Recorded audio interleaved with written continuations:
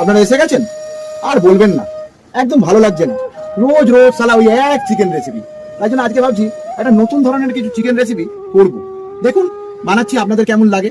400 chicken নিয়েছি, হাড় মাংস সমেত, ত্রিনাথের চিকেন ধুলাই সাফাই করে নিয়েছি। এবার এটাতে আমি একটু ভিনিগার দিয়ে ভিজিয়ে রাখবো কিছুক্ষণ, তাহলে এই যে এক্সট্রা রক্তগুলো আছে এগুলো সব চলে যাবে। এই ভিনিগারটাকে আমি এতে ঢেলে দিচ্ছি, ভালো করে এগুলো চটকে দিয়ে এটাকে আমি মিনিট 5-7 মতন রেখে দেবো। একটা গোটা পেঁয়াজ, টুকরো আদা, 8 থেকে 10 কোয়া রসুন। এটা কথা বলি, এই রেসিপিটায় পেঁয়াজ একটু বেশিই থাকবে। আমি ওই 400 মাংসের জন্য একটা বড় পেঁয়াজ নিয়েছি। এবার এটাকে পেস্ট করে নেব। মশলার দ্বিতীয় ভাগ, এতে নিলাম আমি কয়েকটা ভাঙা কাজু, চামচ খানেক পোস্ত।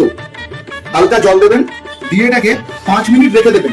5 মিনিট পর পেস্টটা করলে এগুলো সব ফুলে ফেলে যাবে, নরম হয়ে যাবে, পেস্টটাও ভালো হবে। অনেকে বলছে আমার মধ্যপ্রদেশটা নাকি বেড়ে গেছে, তাই এই যে 5 মিনিট টাইম আছে হাতে, এই চিয়া সিডের জল ভেজানো ছিল, এটাকে এবার আমি একটু খেয়ে নিচ্ছি। হ্যাঁ, এতক্ষণে এক্সট্রা ব্লাড যা ছিল সব বেরিয়ে গেছে। এবার এটাকে আমি ফেলে আরেকবার ধুয়ে নেবো।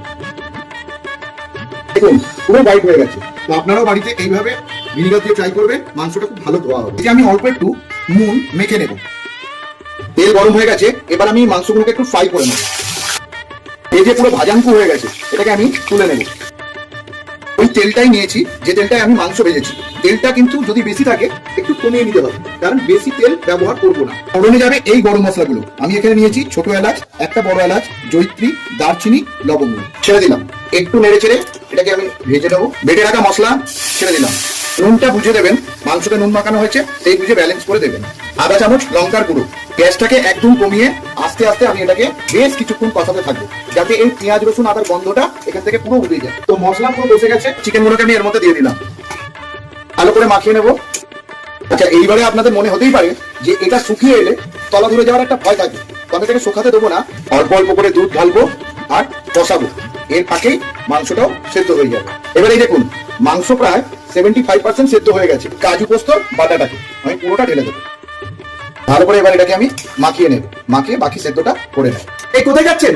যাবেন না, এখনো যে আসল কাজ বাকি আছে। মাংস প্রায় সম্পূর্ণ সেদ্ধ হয়ে গেছে, আসল কাজটা কিন্তু এবারেই হবে। ফ্রাইং প্যান নিয়ে নিয়েছি, আমি এই প্যানের মধ্যে 1/2 চামচের মতো মাখন নিয়ে নিলাম। দুটো শুকনো লঙ্কা আমি এর মধ্যে দিয়ে দিচ্ছি। এটা রেডি হয়ে গেছে।